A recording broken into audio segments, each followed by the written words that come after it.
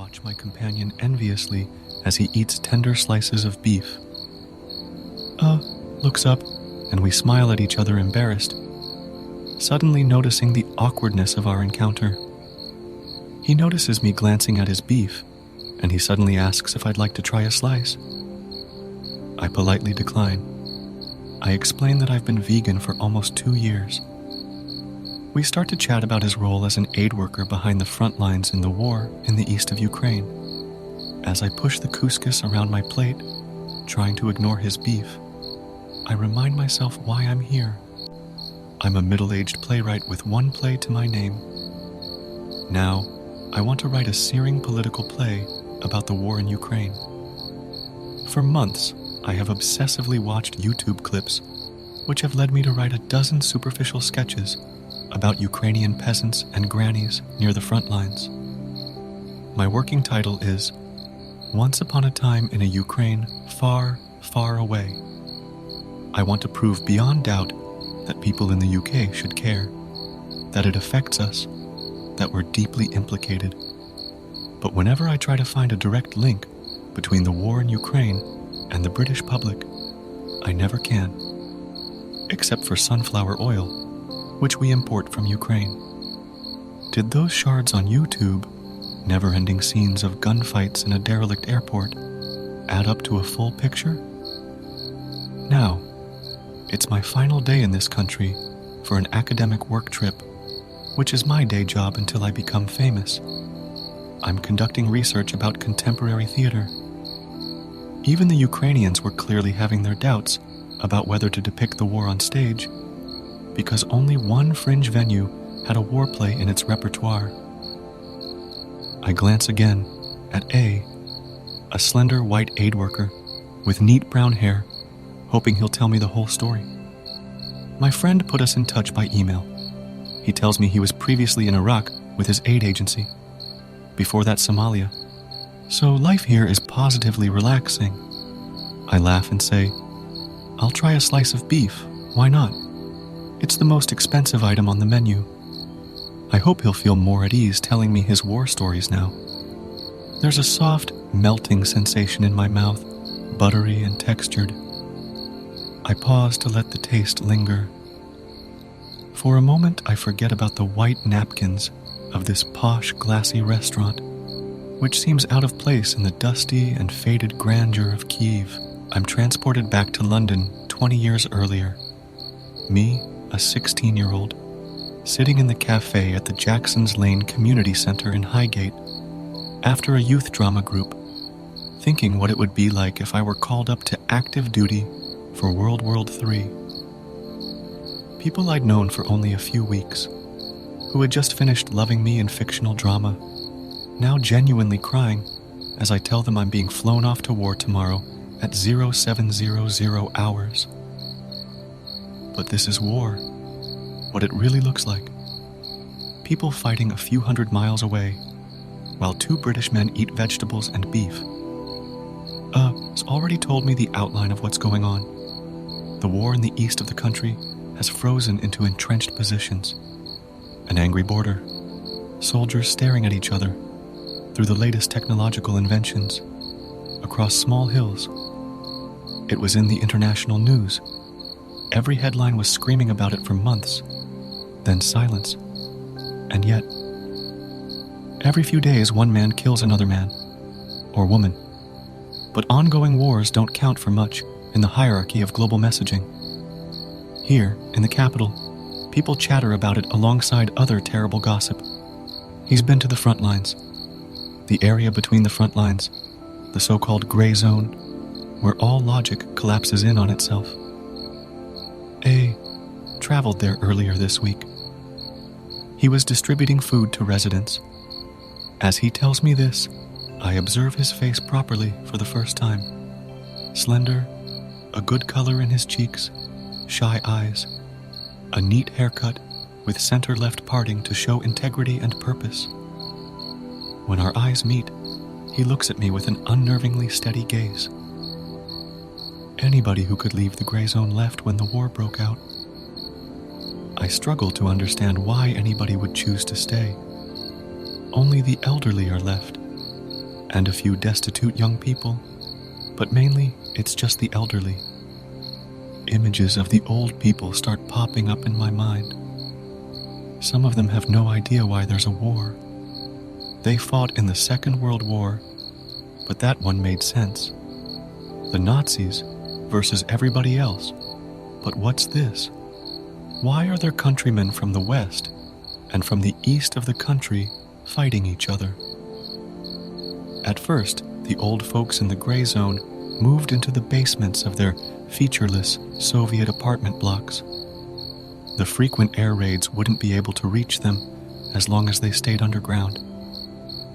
But after a few months, most of them moved back into their flats. They could still hear the planes, sometimes see the occasional haphazard destruction of buildings, playgrounds, hospitals, and people. But life wasn't worth living in a basement. Better to die at home. Also, they'd all heard the stories, perhaps even seen it happen. When people moved out of their apartments, the soldiers would move in, and that would only mean one thing. Soldiers are targets. The enemy side would start bombing the new barracks, and that would be the end of the apartment block. They'd have no home to come back to. Even if the apartment block wasn't hit, the soldiers would never move out, even in areas where the fighting had stopped.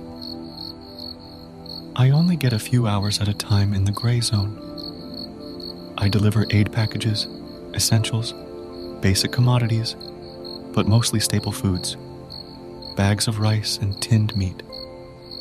I'm amazed that he sounds so calm. Then I remember what he told me earlier, that his last posting was Iraq. I realize that, for him, this is a normal war, perhaps even unexciting. He eats his final slice of beef. After he's told me the nuts and bolts of his job, our conversation falters, and he suggests ordering herbal teas. That must mean he's told me the worst of it. Here, he hands me a piece of A4 paper, which was concealed in his inside jacket pocket. I haven't shown this to anyone else. There are 2 sides of handwriting on this page. I start to read it. It's a strange and rambling story about a man arrested by the security forces. The man was a rebel. They threw the rebel into the gray zone, hoping he's get killed in a bombing. I try to absorb the significance of it. I know that the security forces are funded by the West, and the rebels are funded by Russia. It's an age-old story. Our Western bunch are hoping to forge a mini-me capitalist country, like an older brother handing weapons to his younger brother, and in return, Russia is striking back. I smile at him reassuringly when I've read his A4 paper twice, and he takes the paper back from me. But I'm wondering, what does this mean? I had to write this down, he says, but I can't show it to anyone. My agency wouldn't do anything, even if I showed it to them. There's no corroborating evidence. The weight of his expectations is now cutting deep into my sense of self. For a moment, I imagine myself standing on a West End stage, telling the story of the rebel. The audience is aghast and crying. My face is slightly tilted upwards towards the center stage spotlight. There's thunderous applause. As the house lights come back on, the Guardian theater critic starts mentally composing his review. This is not a piece of theater. It is an encounter with life itself. I've achieved the unimaginable. I have stopped a war. Perhaps I have stopped all wars. As I enter my backstage changing room, I stare at myself in the mirror, noticing a trickle of sweat running down my right temple. I put my hand on my heart and renounce my middle-class life. I resolve to dedicate my remaining days on Earth to voluntary work for the campaign against the arms trade. I tell him I'll pay. He's come to give me material, it's only right. But he insists on paying for himself. As we walk out of the restaurant into the balmy summer night, I realize that I may never be able to tell his story. True, It contains elements of a drama, a multi-generational conflict at Europe's borders, with increasingly frequent accounts of CIA boots on the ground, Russian paramilitaries, and local death squads. But the theater cries out for high drama, not some old folks stuck in their apartments getting desperately bored. A gray war. As we shake hands, he tells me in a suddenly relaxed voice, almost a different version of himself, that he's only been to the theater once in his life to see Curious Incident of the Dog in the Nighttime on the West End. A play about this war shouldn't show old people struggling to drag heavy food bags from our vehicles back to their apartment blocks, or the gray rubble on the streets, or the OSCE men in sunglasses standing next to black Jeeps checking their smartphones because they're not allowed to help the old people, only to observe the aid deliveries. A ruined building seems so mundane, but imagine living there for a month, a year, 5 years, not knowing if the bombs are moving further away or coming closer, no chance of seeing your children and grandchildren again, no electricity, no running water. I don't think you should use a drab, realistic language. Try to make something more expressive, like the West End play, showing autism through the eyes of an autistic boy. I nod to show that I've understood. There's no single gesture to indicate that I have no idea how to do that. I try to believe, for his sake, for the sake of the old people in the gray zone, perhaps even for the sake of the security forces and the rebel. I'm happy for you to tell this story. It's important. It's happening all the time, but it didn't come from me. We never met. You found this out from somebody else. We say goodbye, and I never write the play. Part 2. Extract from the A4 handwritten note, as recalled from memory. A rebel was captured by the Ukrainian security forces. They took him to the relaxation zone. That's what the Ukrainian army called the makeshift buildings for prisoners of war. There are too many stories to recount about the relaxation zone. Too many. Like the detainee who was so relaxed, he got a hole through his jaw during his time in detention. The Western-backed security forces like to negotiate with the rebels. So they gave one rebel a hole in his face, part of an organic process of negotiation. The security forces refused to treat the hole. Instead, they gave the man painkillers once or twice a day. He got out of detention eventually, but now he's a drug addict, and he has a gangrenous growth appearing on his face. I saw that for myself, but they do have limits. They'll send a rebel to hospital if he's about to die. And also, there's some semblance of a legal system here, unlike many war zones. So rebels do get released sometimes. Other times the rebels turn up dead.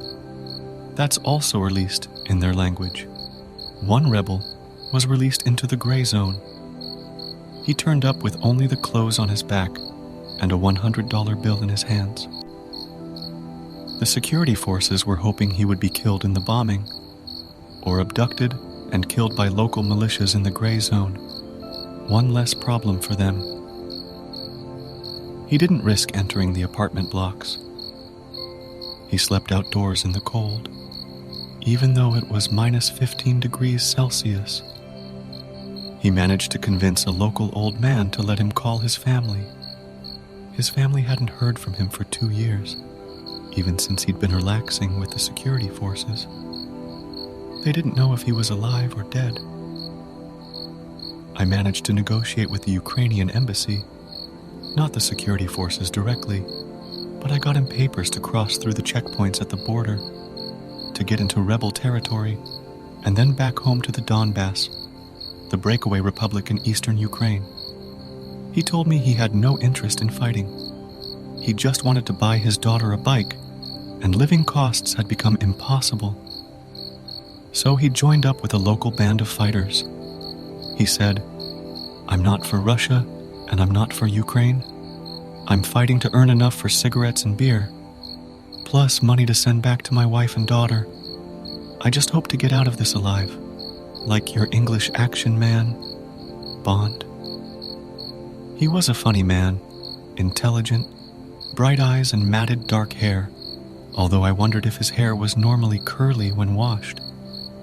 Even in his exhausted face, I felt like I could see a future doctor, or maybe hairdresser, who had somehow ended up with a gun in his hands.